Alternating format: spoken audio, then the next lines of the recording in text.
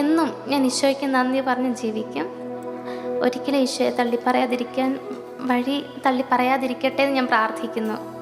കാരണം എനിക്ക് എൻ്റെ മരണം വരെ ഈശോ എന്ത് അസ്വസ്ഥത എനിക്ക് അലോ ചെയ്താലും ഈശോയോട് ഞാൻ കംപ്ലൈൻറ്റ് ചെയ്യില്ല എന്നുള്ളൊരു പ്രതിജ്ഞ ഈശോയ്ക്ക് ഒരു പ്രതിജ്ഞ എടുത്തിട്ടുണ്ട്. ഈശോയ്ക്ക് പ്രോമിസ് ചെയ്തിട്ടുണ്ട്. എലിസബത്ത് എന്നുള്ള നെയിമിൻ്റെ അർത്ഥം തന്നെ ഈശോയുടെ വാഗ്ദാനം, ദൈവത്തിൻ്റെ വാഗ്ദാനം എന്ന്. അപ്പം ഞാൻ ഈശോയ്ക്കൊരു പ്രോമിസ് ചെയ്തിട്ടുണ്ട്, ഞാൻ അങ്ങനെ ചെയ്യില്ല, അങ്ങനെ പറയില്ല. അങ്ങനെ ഒരു അവസരം വന്നാൽ പോലും അതിന് ഈശോയുടെ നാമം എടുത്തു പറയാൻ വേണ്ടിയുള്ള കൃപ എനിക്ക് തരണമെന്ന് ഞാൻ പ്രാർത്ഥിക്കാറുണ്ട്. ഈശോയുടെ നാമം എടുത്തു പറയാൻ വേണ്ടി ഞാൻ പ്രാർത്ഥിക്കുന്നു.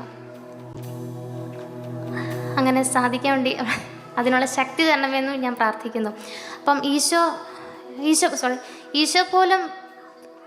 ഈശോ പോലും വൾണറബിൾ ആയിട്ടുണ്ട് കുരിശിൽ മരിക്കുന്നതിൻ്റെ തലേദിവസം രാത്രി അല്ലേ.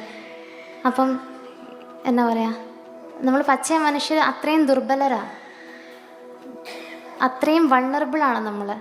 അതായത് ഈശോ പോലും പറഞ്ഞു, പിതാവേ കഴിയുമെങ്കിൽ ഈ പാനപാത്രം എന്നിൽ നിന്ന് എടുത്ത് മാറ്റണമേ, എങ്കിലും എൻ്റെ ഹിതമല്ല അവിടുത്തെ ഹിതം നിറവേറട്ടെ. ഇതേ ഡയലോഗാണ് ഞാൻ തളരുമ്പോൾ, മാനസികമായും ശാരീരികമായും തളരുമ്പോൾ എൻ്റെ ഈശോയോട് ഞാൻ പറയുന്നത്. ഈശോയെ, എൻ്റെ ഹിതമല്ല അവിടുത്തെ ഹിതം. എനിക്ക് ആഗ്രഹമുണ്ട് ഇത് മാറി കിട്ടണമെന്ന്.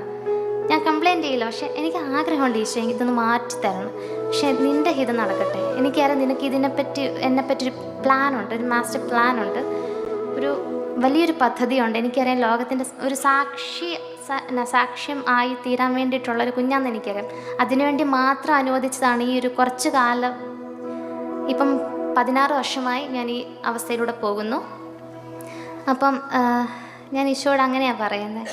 എന്താ പറയുക, ഞാൻ സഹനത്തിൽ അങ്ങ് സന്തോഷിക്കുക, സഹനത്തിൽ അങ്ങ് ആനന്ദിക്കുക.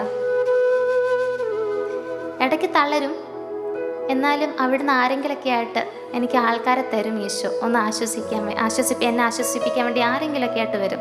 അച്ചാച്ചനായിട്ടും അമ്മയായിട്ടും അനിയനായിട്ടും വേറെ ഫ്രണ്ട്സായിട്ടും മറ്റു റിലേറ്റീവ്സായിട്ടും ആരെങ്കിലൊക്കെ ആയിട്ട്. ഈശോ അത്ര ക്രൂരനല്ല.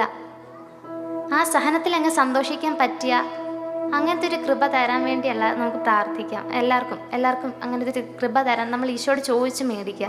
ആ ഒരു കൃപ സഹനത്തിൽ സന്തോഷിക്കാൻ വേണ്ടി. ഏത് സഹനം ചോദിച്ച് മേടിക്കരുത് കേട്ടോ.